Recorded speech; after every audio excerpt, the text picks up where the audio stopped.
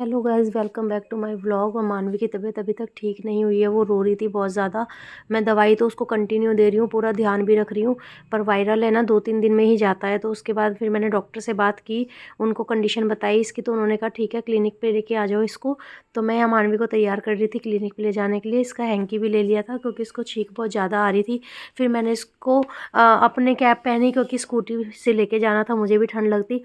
तो मैं भी अच्छे से अपना शॉल वॉल ओढ़ लिया था, और मानवी के लिए भी मैंने एक गर्म शॉल निकाल दिया था कि कपड़े पहनाने के बाद भी स्कूटी पे हवा लग जाती है बच्चे को। तो मैंने इसको अच्छे से कवर कर दिया था। फिर मैं इसको लेके जाने लगी थी नीचे, और सार्थक को बोला था कि तू साथ में चलना, पीछे बैठ जाना, मानवी को हम बीच में बिठा देंगे तो इसको ठंड नहीं लगेगी ज़्यादा। तो मैंने वही किया, मैंने मानवी को बीच में बिठाया, स्कूटी थोड़ी आगे की क्योंकि बहुत ज़्यादा पीछे थी ना वो, फिर निकल नहीं पाती। फिर कपड़ा मारा क्योंकि गंदी हो रही थी। उसके बाद मैंने मानवी को बिठाया था बीच में।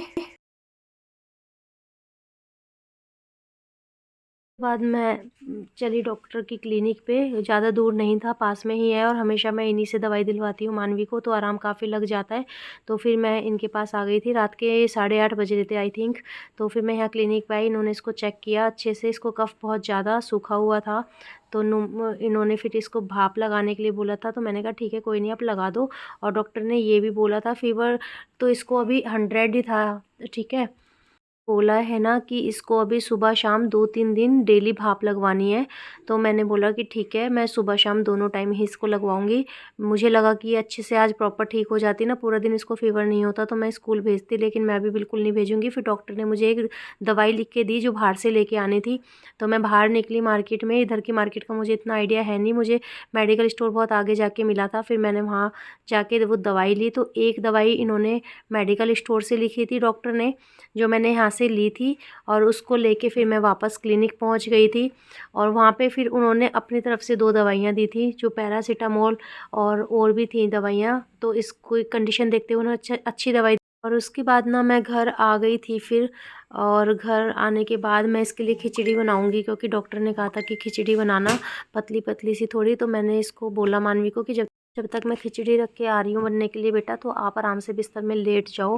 अब आप सोच ही सकते हो मेरी क्या कंडीशन है। मुझे बाहर भी जाना है, मुझे डॉक्टर के पास भी जाना है, बच्चों को लेके घर भी आना है। आज मैं मानवी की वजह से ही 5 बजे घर आ गई थी, मैं नहीं गई थी काम पे। और मैं गई भी थी तो सुबह भी लेट गई थी मैं, 11 बजे के आसपास इसको दवाई दे के। वो भी कोई काम था अर्जेंट में, तो इसलिए मुझे जाना पड़ा। और खिचड़ी डॉक्टर ने कहा था कि पतली बनाना, सिंपल, और ज़्यादा मसाले मत डालना। तो मैंने सिर्फ धनिया पाउडर, थोड़ा सा जीरा, हल्दी और नमक ही डाला था। इससे ज़्यादा मैंने उसमें कुछ भी नहीं डाला था, क्योंकि अलग से कोई मसाला डालती तो इसको प्रॉब्लम हो जाती। तो डॉक्टर ने कहा था सिंपल बनाना। जब तक खिचड़ी बन रही थी तो मैंने सोचा मानवी को दवाई दे देती हूँ, लेकिन सार्थक ने बेड इतना फैलाया हुआ था, तो मुझे वही संगवाना पड़ा। बेड के पीछे इतना सामान रखता है सार्थक, वो देख के तो बहुत गुस्सा आ जाता है मुझे। ये देखो कितना सारा सामान निकल रहा है, इसकी हर चीज़ बेड के पीछे जाती है। फिर मैंने मानवी को दी दवाई, क्योंकि जब तक खिचड़ी बनती तो एक दवाई दे देती हूँ फिर, क्योंकि डॉक्टर ने कहा है कि 2 घंटे का गैप रखना है एक दवाई को देने के बाद दूसरी दवाई में। तो 2 घंटे का गैप मतलब ये है कि मैंने इसको 9 बजे दवाई दी थी, तो मुझे 11 बजे देनी है रात को, तो जगना पड़ेगा मुझे 11 बजे तक। तो जब तक खिचड़ी बन रही थी मैंने सोचा कि ठीक है अब जल्दी से दे देती हूँ, 2 घंटे हो जाएंगे, 11 बजे तक मैं जग लूँगी, कोई दिक्कत नहीं है। वैसे मैं रात में भी नहीं सो पाई थी, मैं रात में सोई थी 4-5 बजे, और 6 बजे का मेरा अलार्म लगा हुआ था, तो मैं 6 बजे उठ गई थी। मतलब मैं कल से बिल्कुल नहीं सो पाई हूँ, बिल्कुल रेस्ट नहीं मिल पाया है। और सुबह उठते ही घर का काम, क्योंकि संडे था, संडे को काम बहुत ज़्यादा हो जाता है मेरा, घर का कपड़े वपड़े धुलते हैं। तो यही कंडीशन, मतलब समझ नहीं आता अकेले क्या क्या करूँ क्या ना करूँ। और ये लाइफ कभी ठीक भी लगती है तो कभी बहुत बुरी भी लगती है। मानवी ने यहाँ दवाई सारी गिरा दी थी, बहुत ज़्यादा नहीं दी थी, वो थोड़ी सी थी, 2.5 ml थी, तो वो ज़्यादा नहीं गिरी थी। तो उसको वॉमिटिंग आने लगी थी क्योंकि वो थोड़ी सी कड़वी थी। फिर मैंने वो कपड़े से पोंछी, मानवी मुझे बोलने लगी कि मम्मा मुझे वॉमिटिंग जैसा लग रहा है। तो मैंने कहा वॉमिटिंग आ रही है तो चलो मैं लेके चलती हूँ। फिर मैं उसको जल्दी से वॉशरूम में लेके गई, और फिर मैं अंदर रूम में आ गई थी। सार्थक इसको वॉशरूम में लेके खड़ा हुआ था, मैंने इसको लिटा दिया वापस आके कि आप रेस्ट कर लो अभी, ठीक है, मैं आपके पास ही लेट जाती हूँ। तो मैं इसके साथ ही लेट गई थी मानवी के साथ। इधर कुकर की सीटी भी ख़त्म हो गई थी, तो मैंने आके देखा तो खिचड़ी बन चुकी थी। और आज मेरे साथ ये ट्रेजेडी हो गई कि कल ही मैंने सिलेंडर मंगवाया था भरा हुआ, और आज मेरे सिलेंडर की गैस ख़त्म हो गई थी।